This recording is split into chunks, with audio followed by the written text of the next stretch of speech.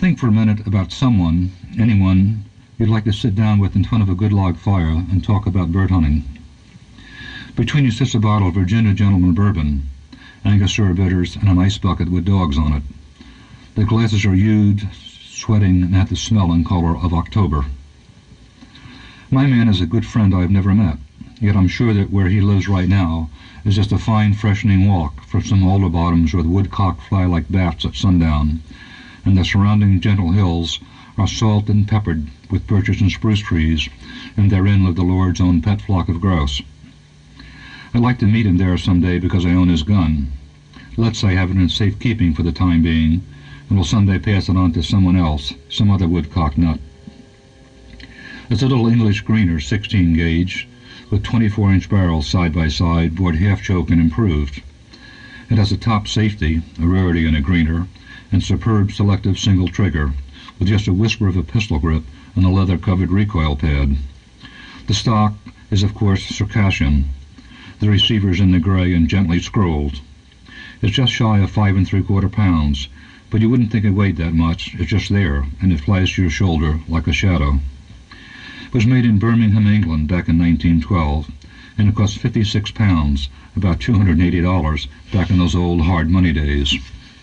According to the letter I got from Greener, it was sold special order to this friend of mine, to the long-forgotten Boston Hardware Company. They never knew his name or where he really lives, but how I'd like to know the man that had it made. He must have been an independent Yankee cuss.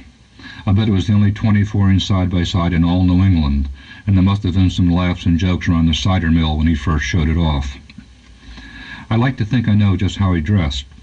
An old felt hat with the crown pushed down all around, so it'd make a watering cup for his dog. And for comfort's sake, he'd have his wife cut the long sleeve off his once brown hunting coat. Wind and rain must have bleached the canvas to butternut, and I suspect he wore a necktie when he shot his birds. In the back of his hunting buggy, drawn by some sweet-breathed old mare, would be just turned apple cider and some bitter ale wrapped in dampened feed sacks to keep them cool, and without a doubt some cornmeal cakes for his old Gordon setter. He'd be getting on in years when he had the little Greener 16 made.